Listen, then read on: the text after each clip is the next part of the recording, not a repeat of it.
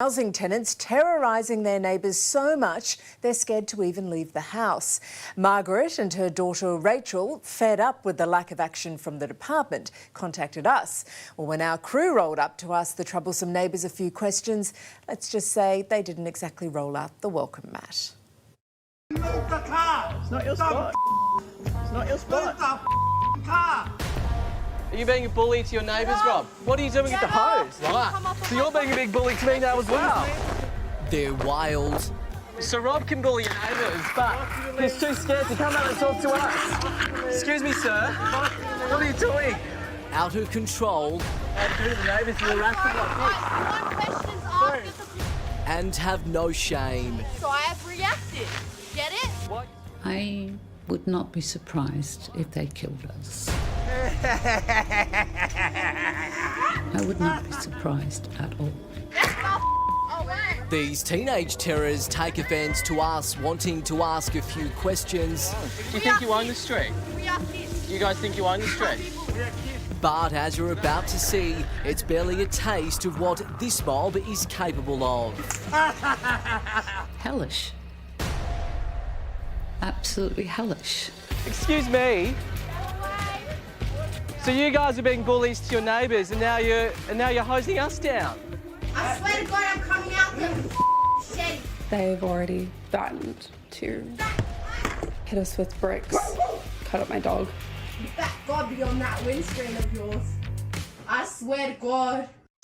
Disability pensioner Margaret and her daughter Rachel say they've become prisoners in their public housing home because of their crazed neighbour Rob Reiki and his daughter Sage. I can't leave the house. I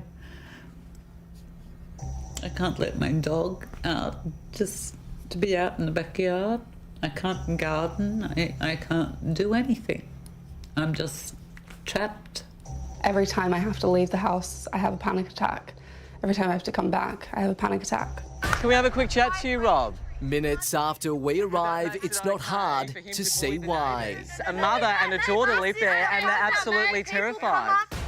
Well, we came to chat to Rob today to try and clean up this mess, but it seems that hospitality isn't Rob's strong suit. Instead, we copped an almighty soaking while Rob did a runner. We're not doing nothing illegal, we're not doing nothing wrong. We've asked you to leave. If you told us to leave your property, we would have respect, I'm not on your property. Oh, Yeah. What do you... Come on. Why? Their entertainment seems to be hurting people, belittling people, attacking people. Big accusations you have here. Where is your evidence? You're a big...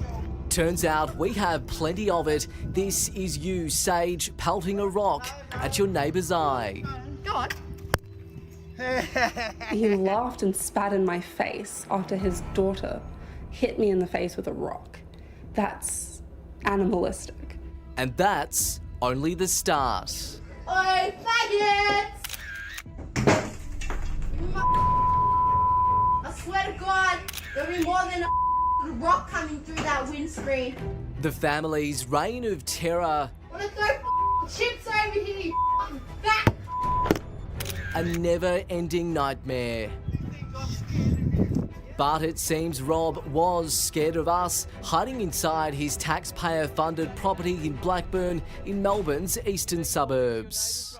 Why is Rob too scared to come out and talk to us? So is this what you guys do to the neighbours? You harass them? Right, you want questions asked at the police They here. do not come to our front gate and harass us like you. Current affair, man. I'd say Rob's very much a loose cannon. Margaret's son Richard recently moved out, so fed up by the abuse. They don't seem to care about what they're doing, and if they do care, the only care they've shown is that they're pleased with themselves for inflicting terror and trauma. I just got hit in the face with a rock by Sage Reiki. I've watched Sage put a bash of another woman's head in across the road, and they put her in hospital. Go on. Go on. They watched her throw a javelin at a child playing on the street. Everything and anything can set them off. Move that car, I'll throw something at you, you stupid. You already have. So leave me alone. No. Even visitors are caught in the crossfire, and enraged Rob Rakey captured here taking aim at Margaret's guests. At 59, the former researcher never thought she'd end up in public housing, relying on the NDIS after suffering a brain aneurysm. I don't know if I can keep going anymore.